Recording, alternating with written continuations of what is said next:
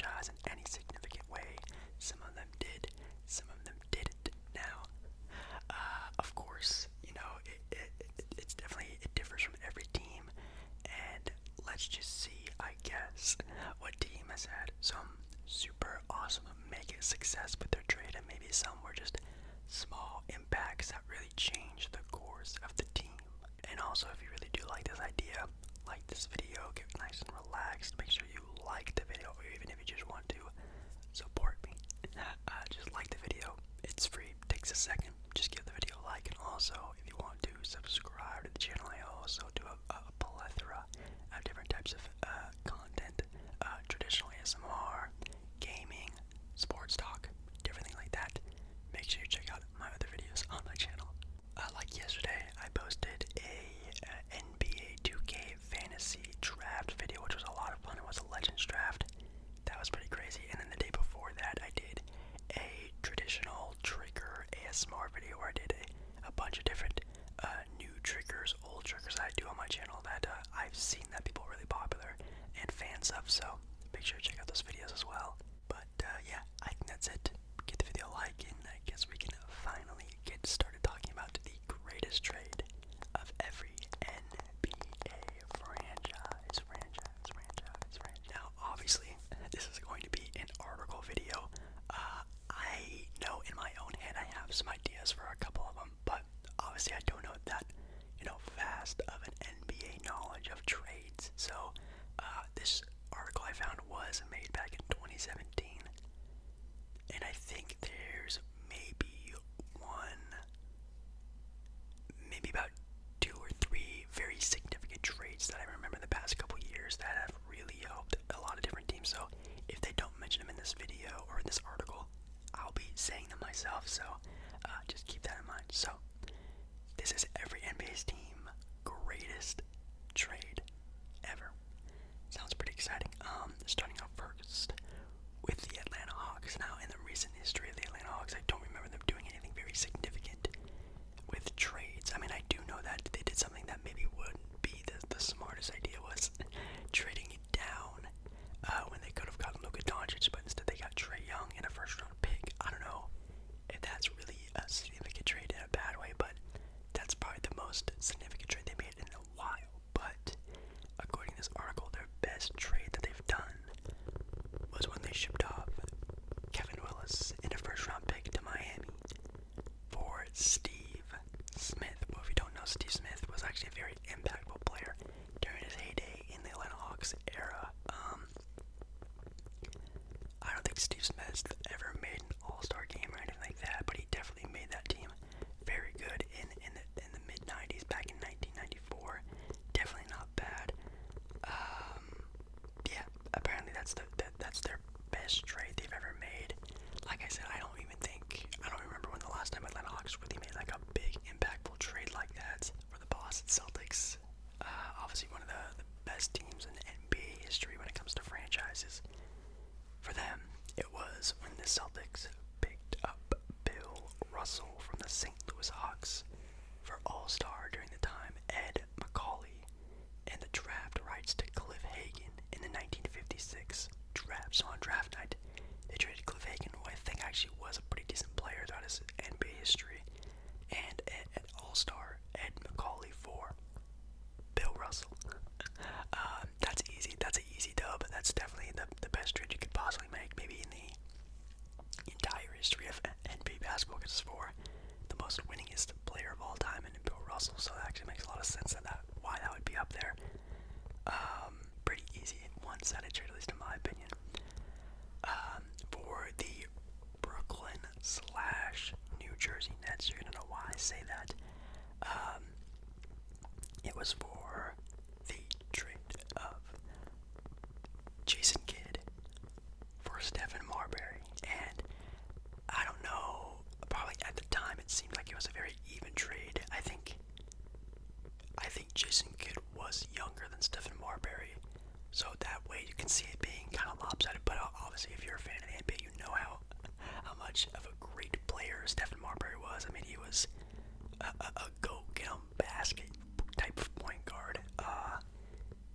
But obviously, when you're trading away Jason Kidd during these New Jersey Nets days were, it's one of the top performances of a point guard, like an actual true NBA point guard, dude. New Jersey Nets Jason Kidd, on the offensive end, distributing, even scoring ability was really good. Driving game was great. He was just an amazing player on offense and on defense.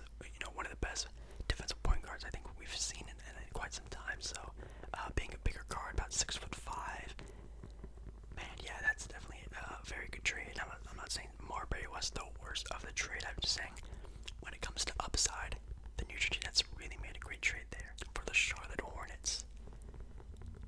Man, I don't even know. That's kind of tough. It says here when Jason Richardson was dealt for Brandon Wright on draft night. When Jason Richardson played for the Charlotte Hornets. Obviously, it was the Bobcats then. I'm not saying they played for the Hornets. But yeah, apparently they got Jason Richardson for Brandon Wright in the 2007 NBA Draft Day trade.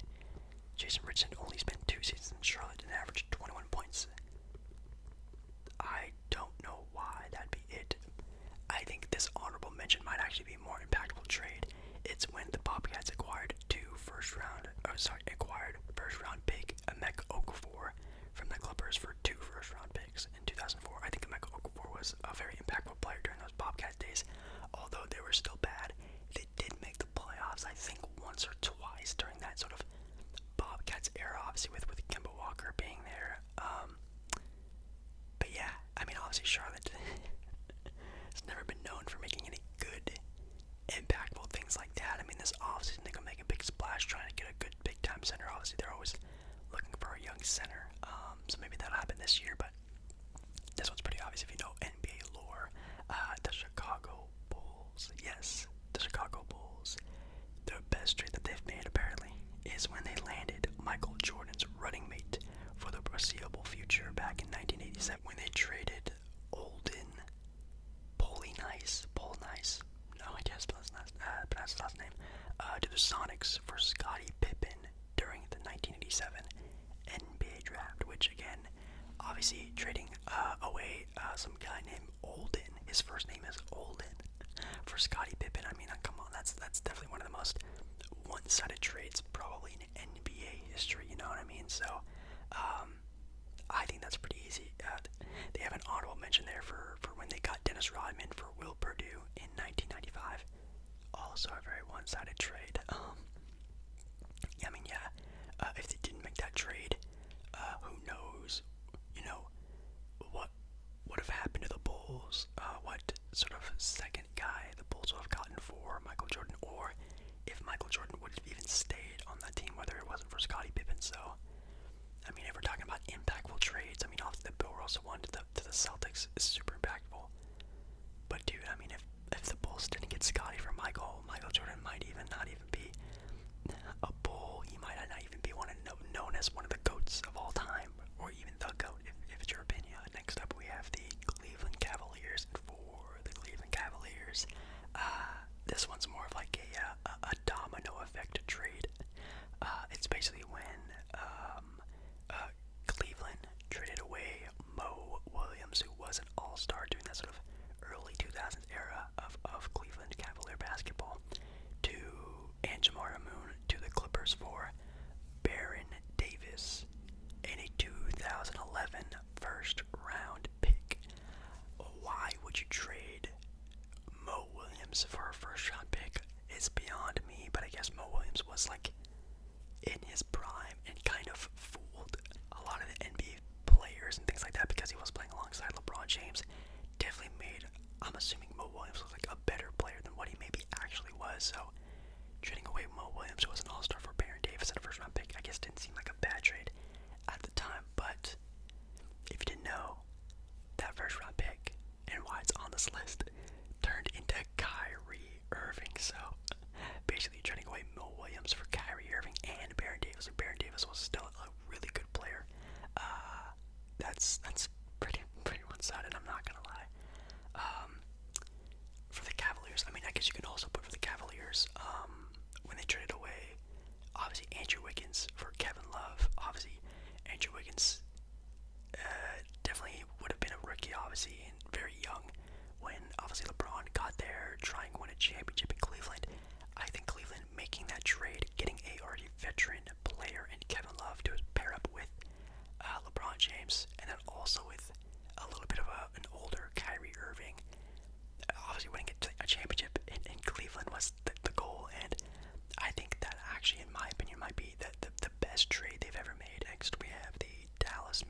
Mavericks. And for the Dallas Mavericks, we have here another, maybe one of the most impactful trades in NBA history is when the Dallas Mavericks, on draft day, traded away Robert Taylor to the Milwaukee Bucks in exchange for then a unknown German player, Dirk Nowitzki. I actually had no idea this was true.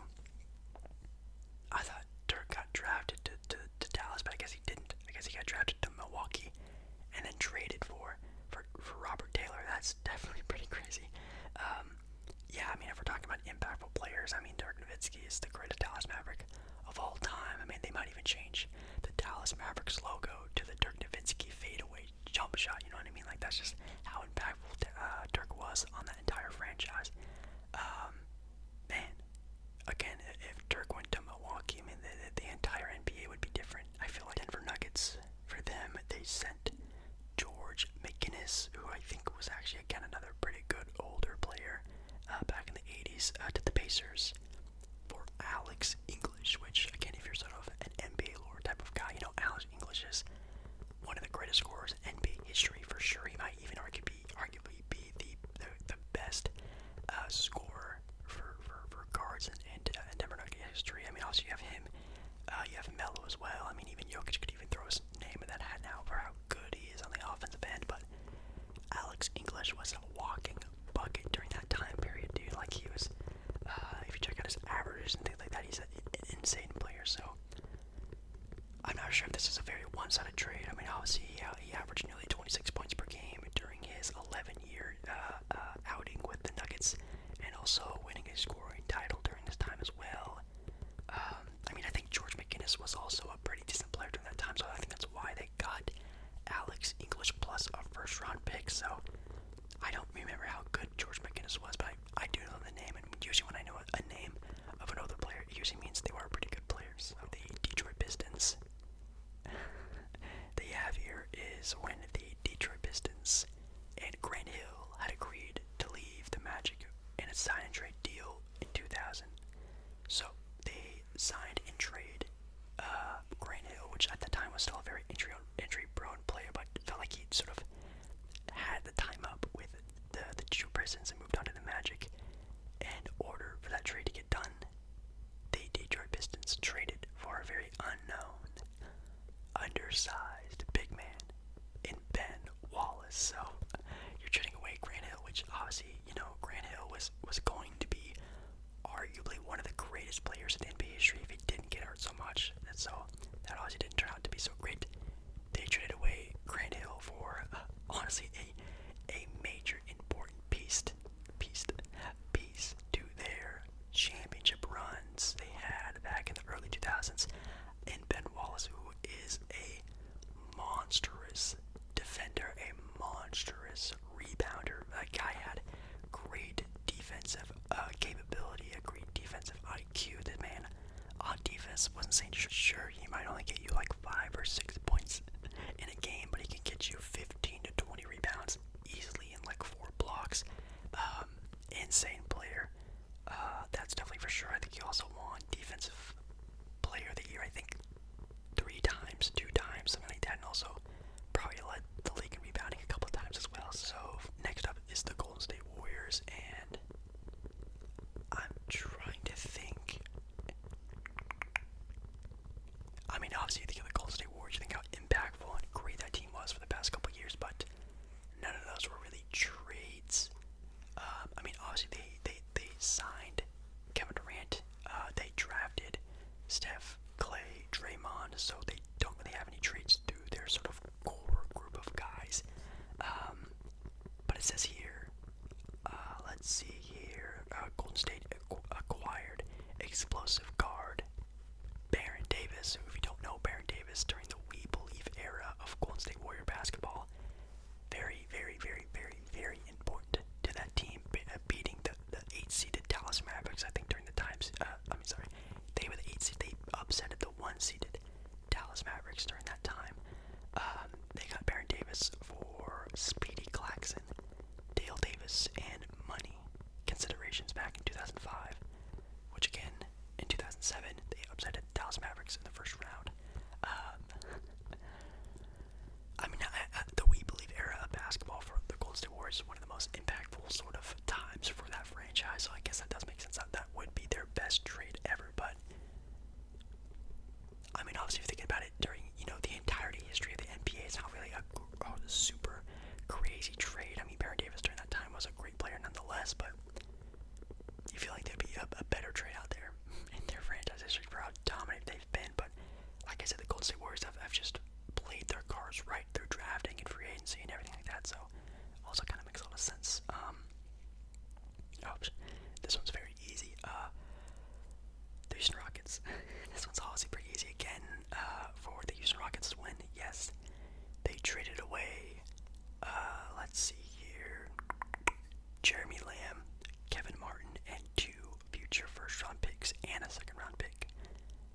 for James Harden, which during that time seemed like it was a very even trade for both teams. I mean, for OKC, you tried to keep a lot of cap space because you were re-signing Serge Ibaka, and you felt like you couldn't really handle another large contract player in James Harden when you already have Russell Westbrook, Serge Ibaka, Kevin Durant. James Harden, I guess, seemed like the odd man out, so you traded away him for a couple good role players and some future first-round picks. As you're trying to build a championship caliber team, you thought, hey, this is a great idea. And for Houston, they were taking a chance on, a sixth man of the year type of guy, turning him into a starter and seeing what happens. Well, obviously, James Harden turned into one of the greatest offensive players in NBA history, and that's what happened. So, I don't want to say it was a one-sided trade, but, in the long scheme of things, it was. But at that time, you could see how it was a pretty even trade, but, I mean, obviously, in hindsight, not the best. We have the Indiana Pacers up next, and for them, it was when the Indiana Pacers sent Dale Davis to the Portland Trail Blazers for Jermaine O'Neal back in the year 2000. I don't know why the Blazers would trade away Jermaine O'Neal. He was actually a really good player during that time period. I think they were looking for more of a play-now-ready type of guy. Obviously, the Blazers, early 2000s, were a conference finals sort of tenured team, obviously making to the conference finals against the crazy Kobe, Shaq, Lakers squad. So they were probably looking for more of a play-now-ready type of player. But obviously, Jermaine O'Neal turned into an NBA All-Star type of guy. I mean, the 22-year-old averaged 19 points and 10 rebounds in Indiana, and helping the Pacers reach 6 playoff years out of his 8 years he played in the Pacers uniform. So definitely a very impactful player. I can't think of another one. I mean, obviously the trade for Paul George was pretty impactful. I mean, they did get out of that trade Victor Oladipo and Domantas Sabonis. So if you're looking at it from that sort of aspect, they traded Paul George, an all-star, for Sabonis, an all-star, plus they had Victor Oladipo in his prime for a couple years. That might also be a very arguable one. The LA Clippers, again, a trade you should know if you know the NBA. It's when the LA Clippers shipped off Eric Gordon, Chris Kaman, Al Farouk Aminu, and a first-round pick for Chris Paul to the then New Orleans Hornets. That's pretty interesting. I know, obviously, again, in hindsight, an extremely one-sided trade. I mean, you had Chris Paul in his prime, and you're trading him away for Eric Gordon and a first-round pick. Like, it's super crazy. I mean, during that time, if you didn't know, Eric Gordon was actually a very good player before he had a bunch of injuries that sort of hindered his career. He turned out to be a very okay player, very good role player for obviously like the Houston Rockets and whatnot. But obviously, again, in hindsight, trading away Chris Paul for Eric Gordon and a first-round pick was absolutely insane. I mean, even Chris Paul, when he got traded away from to Houston to OKC got a bunch of draft picks and things like that. So it is pretty crazy how different trades worked back then. It seemed like they are way more valuable now than they were back then. I mean, you only got one first-round pick for Chris Paul in his prime. Like, that's just so silly. The LA Lakers next. And again, this one is very easy. I think even if you're not a fan of the NBA basketball as well as some other people, you know about this trade. It is when the LA Lakers traded away Vlade Divac, who at the time was an older player but still very established player. I mean, Vlade Divac was playing in his prime in a Laker uniform, and they traded away Vlade Divac for an unknown kid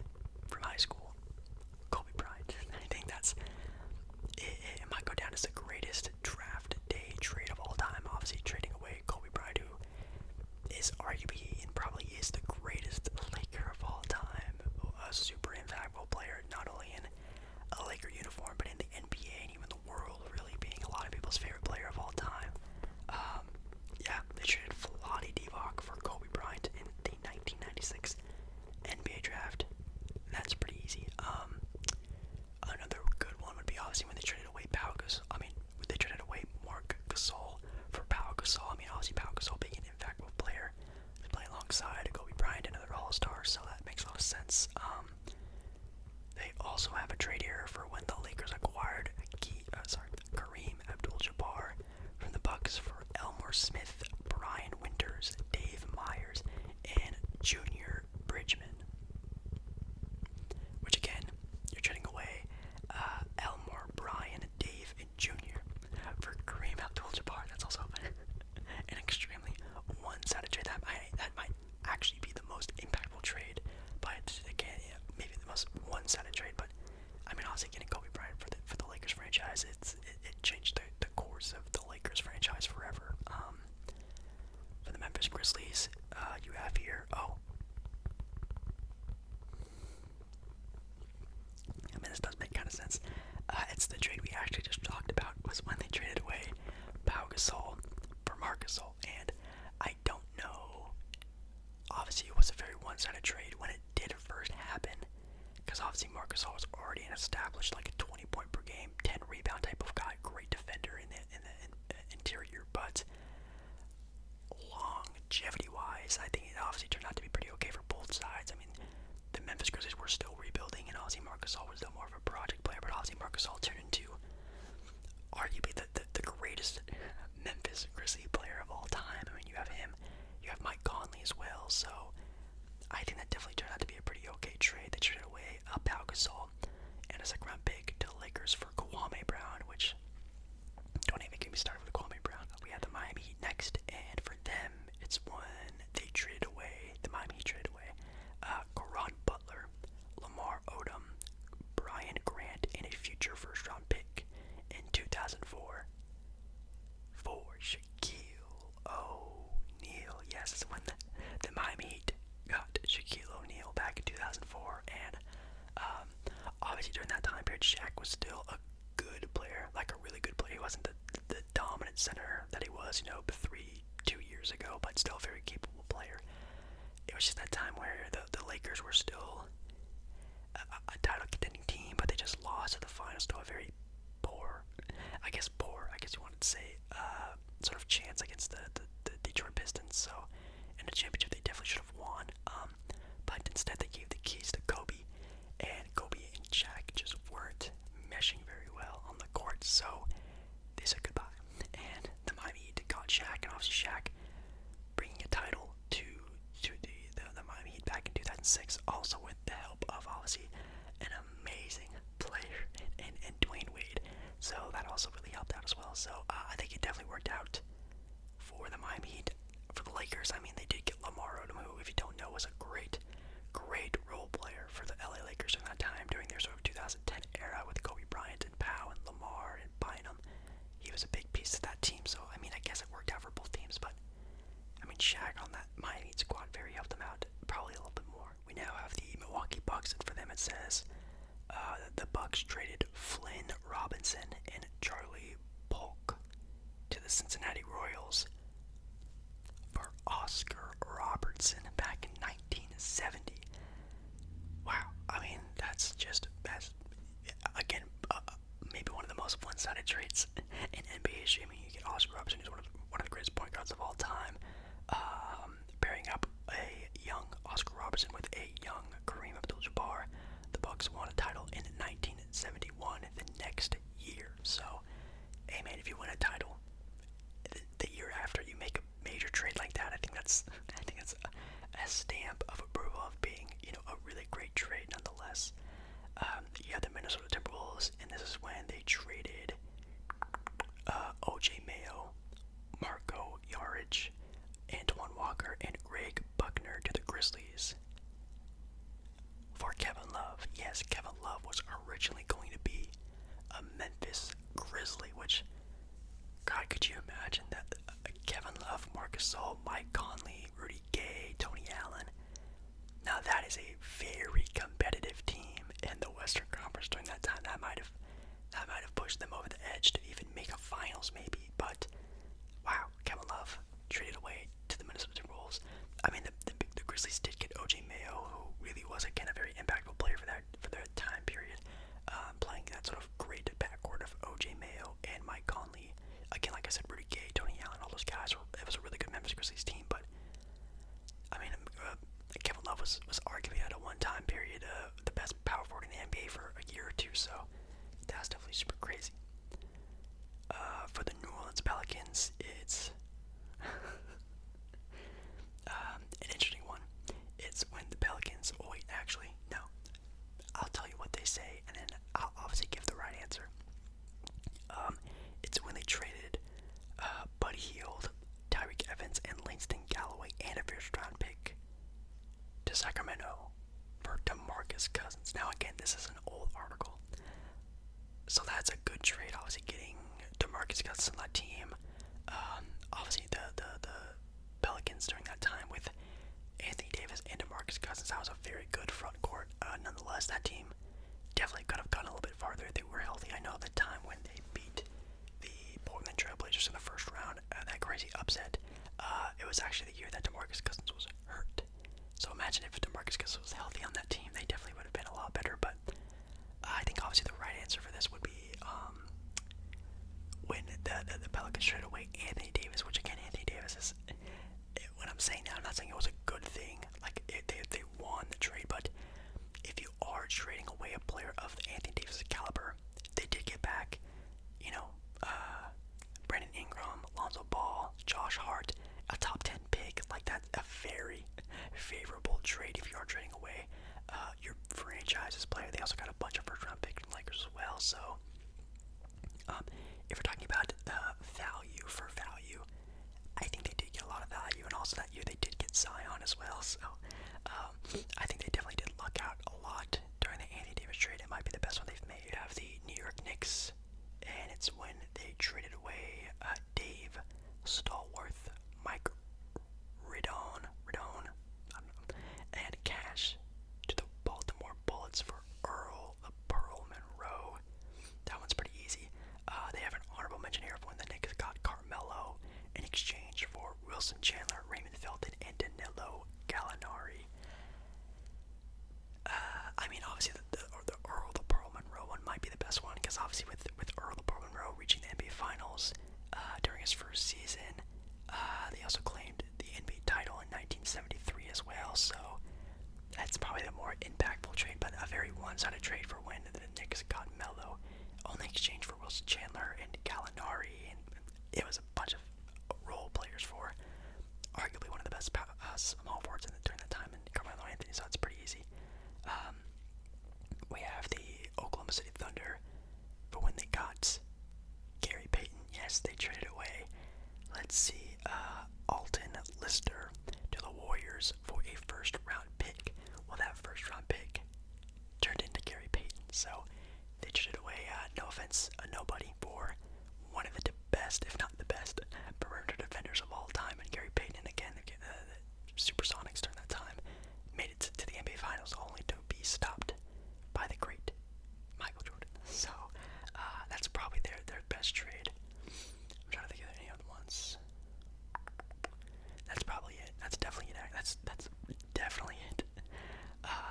For the Orlando Magic, it's when the Magic dealt during that time period Chris Webber. Yes, the Magic actually drafted Chris Webber, so they actually would have had during the 90s a interior crazy players in Shaq and Chris Webber at the same time, but instead they traded away Chris Webber for Penny Hardaway. So that's probably a better trade, obviously pairing up Shaq with Penny. I mean, again, if Penny didn't get hurt, definitely would have probably won a title in Orlando at least one time, especially if Shaq turned into the player that he turned out to be for the Philadelphia 76ers.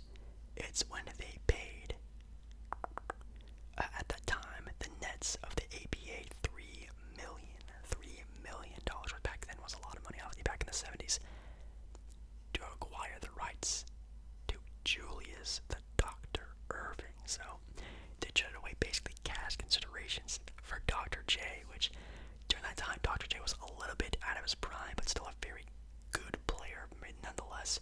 But obviously Dr. J being arguably the greatest 76er of all time for $3 million, that might be, again, one of the most one-sided trades you've ever seen. You're trading away cash for an all-time great NBA player. That's pretty easy. Another one they have here is when the Sixers acquired Moses Malone from the Houston Rockets for Caldwell Jones and